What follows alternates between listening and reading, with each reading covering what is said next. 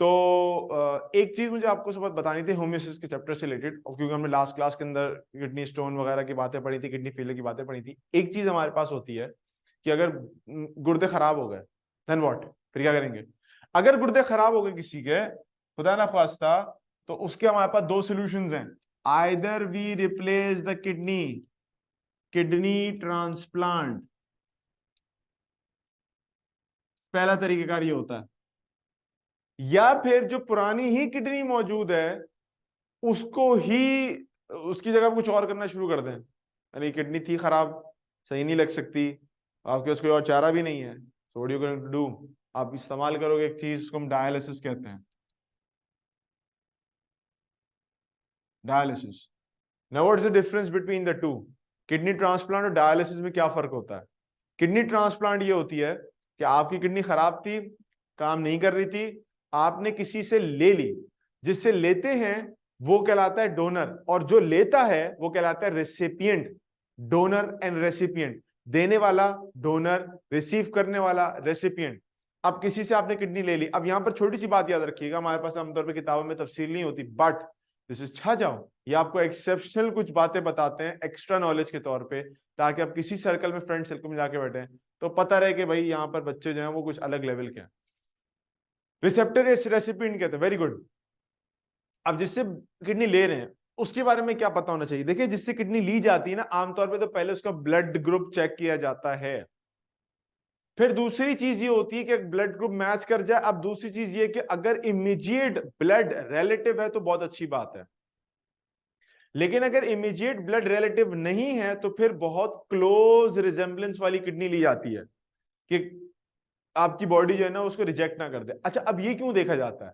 देखिए, एक बात याद रखिएगा, जब सेल्स के बारे में आप लोग पढ़ के भी आओगे और सेल के बारे में आपको थोड़ी बहुत इंफॉर्मेशन भी होगी, वो ये है कि सेल के ऊपर स्पेसिफिक काइंड ऑफ मार्कर्स मौजूद होते हैं, जिसको हम टैग्स भी कहते हैं। तो हर सेल का अपना एक मार्कर होता है, हर बॉडी के सेल का अपना एक मार्कर होता है, टैग होता है, जो आइडेंटिफाई किया जाता है उसके जरिए कि यार ये हमारी बॉडी का है। अब जब आप किसी ऐसी चीज को लेके आते हैं अपनी बॉडी में जिसके ऊपर आपकी बॉडी का टैग नहीं होता, तो हमारी बॉडी उसके खिलाफ रेजिस्टेंस शो करती है, and this resistance can be very dangerous for you and for your body. Marker या टैग, मार्कर का मतलब ये, और टैग और लेबल। मार्कर का मतलब वो जिससे मार्क किया जाए किसी चीज को, ये है ना marker. Why do you call it a marker? क्योंकि इससे किसी चीज को मार्क करते हैं, किसी चीज को मार्क करते हैं, हम मार्क करते हैं किसी चीज को, निशान लगाते हैं उसके ऊपर, ये चीज हमारी है, ये चीज किसी और की है।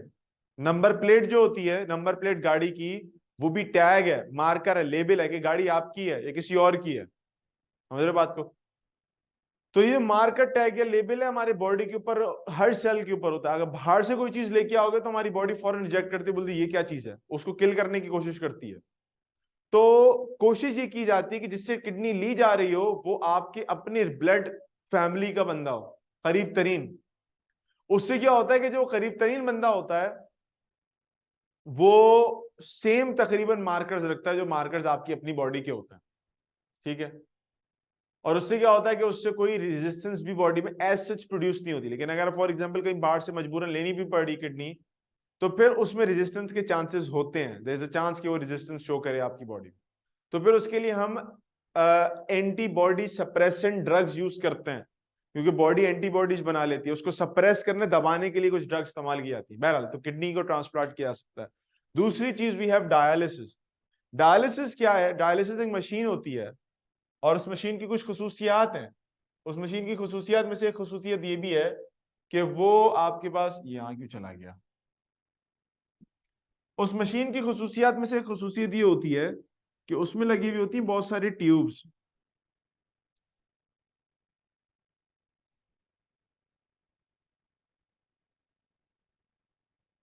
उसमें लगी हुई थी ट्यूब्स। वालेकुम अस्सलाम हसन बेटे, कैसे हैं? उसमें लगी हुई थी बहुत सारी ट्यूब्स। ठीक है? अब इन ट्यूब्स का सीन क्या होता है कि ये ट्यूब्स जो हैं इनके साथ अटैच्ड होता है ब्लड की पाइपलाइंस।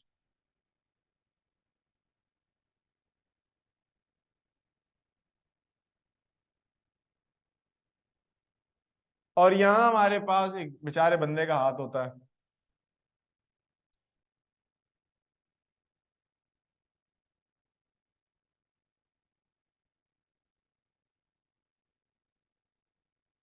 ठीक है भाई। अब इसके पास ये जो सेक्शन है,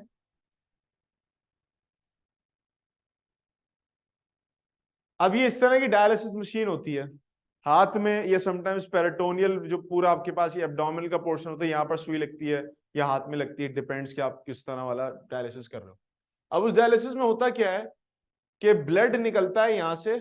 अब किडनी तो काम नहीं कर रही ना, तो किडनी का काम फिल्ट्रेशन था, यूरिया वगैरह को फिल्टर कर लेना, ब्लड के अंदर से निकाल लेना। अब ये ब्लड आपके पास, एक किडनी काम नहीं कर रही, तो आप क्या करते हैं कि ब्लड को लेके आते हैं इन पाइप्स के अंदर। ये ब्लड इन पाइप्स के अंदर आता है और आके फिर यहाँ एंटर हो जाता है इस जगह पे। उसके बाद ये जो ब्लड के अंदर से जितना भी यूरिया होता है वो शामिल होना शुरू हो जाता है इन ट्यूब्स के अंदर,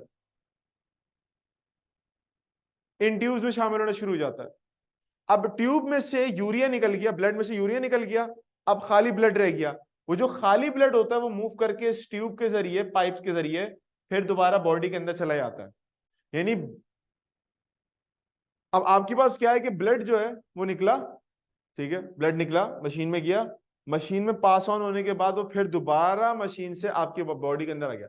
यानी ब्लड की ऐसा कमी नहीं हुई, लेकिन ब्लड के अंदर जितना भी कचरा था वो सारा कचरा निकल के ट्यूब्स के थ्रू डायलिसिस मशीन में चले गए, डायलाइजर जिसको हम कहते हैं। और उसके बाद फिर वो डायलाइजर साफ कर दिया था बाद में। It takes a lot of time कि पूरे ब्लड को तकरीबन वो साफ करे, और कभी कभार हफ्ते के अंदर ही 2-3 विजिट्स करने पड़ते हैं इस ब्लड को साफ करने के लिए। और ये काम किडनी आपका बगैर बताए खामोशी से कितनी दफा, कितने टन्स ऑफ लीटर्स ऑफ पानी आपके पास फिल्टर कर रही होती है, ब्लड को फिल्टर कर रही होती है, कचरा निकाल रही होती है, हमें पता भी नहीं चलता। तो अपनी किडनीज का ख्याल रखें। और किडनीज का ख्याल रखने का मतलब ये है कि आप बार बार अपनी किडनीज को जो है वो अच्छे तरीके से surplus amount of water provide करें, ताकि पानी जो है वो आपके जो किडनीज है उसको साफ करता रहे, कोई कचरा ना जमा हो सके, कोई स्टोन फॉर्मेशन ना हो। और शुक्राना अदा करते रहे अपने इन तमाम ऑर्गन्स का जो अल्लाह ताला ने आपको दी, क्योंकि ये मशीन एक तो महंगी बहुत होती है, इसका जो आप हर महीने, हर हफ्ते आपको 2-2 3 दफा कराना पड़ता है। And it is very very very very difficult for the patient, के वो जाए जाके अपने आपको एडमिट कराए तो 3 घंटे 4-5 घंटे बैठा रहे, फिर उसको उस प्रोसेस से गुजरे, रोज गुजरे। सर अगर कोई पानी ज्यादा पीता है तो उससे कुछ नहीं होता, पानी ज्यादा पीने से कुछ ऐसा फर्क नहीं पड़ता। और देखें पानी आप ज्यादा कितना पी सकते हैं मैक्सिमम, हमें समझते हैं कि 8 ग्लास बहुत ज्यादा होता है, 8 ग्लास कम होते हैं हमारी बॉडी के लिए। अगर मिसाल के तौर पे हम अपने ब्लड को देखते हैं तो हमारी बॉडी के अंदर तकरीबन 4-5 लीटर का तो ब्लड मौजूद है नॉर्मली, अगर हम एवरेज निकालें तो कम से कम भी अगर 4-5 लीटर ऑफ पानी भी हम पी रहे हैं एक दिन के अंदर, जो हम नहीं पी पाते, तो वो भी एफिशिएंट होता है हमारे लिए, बहुत होता है वो। बस ये कि जाहिर सी बात है यूरिन जल्दी जल्दी पास होगा, ब्लड साफ होता जाएगा, बॉडी साफ होती जाएगी, विच इज वेरी गुड, अच्छी बात है, होना चाहिए। तो पानी का ख्याल रखें कि पानी ज्यादा हो। तो हम तो 4-5 लीटर बहुत अच्छा करते हैं, अगर 4-5 लीटर पी लेते तो बहुत अच्छी बात है। इस एज में तो पीना चाहिए ज्यादा से ज्यादा, बॉडी साफ होती रहे, कोई टॉक्सिन जमा नहीं होते बॉडी में, वो जल्दी जल्दी फिल्टर आउट होते चले जाते हैं। फिर दूसरी बात यह है कि सिर्फ और सिर्फ पानी पे इक्तिफा नहीं करना, पानी के साथ साथ गिजायत भी अच्छी लेनी है, वरना किडनी वैसे भी फेल हो जाएगी। अब देखो किडनी का काम तो पानी को फिल्टर करना है, लेकिन अगर किडनी ही के अंदर कचरा जमा हुआ है, इस तरह के कोई खराब मामला हो रहे हैं, डाइट अच्छी नहीं ले रहे, नमकियात जमा हुई है, कुछ मसले मसाले इस तरह के हैं, तो आपके पास क्या होगा कि वो किडनीज ही काम सही तरीके से नहीं कर पाएंगे। ठीक है, तो किडनीज के लिए भी आपको अच्छी न्यूट्रिएंट प्रोवाइड करनी है।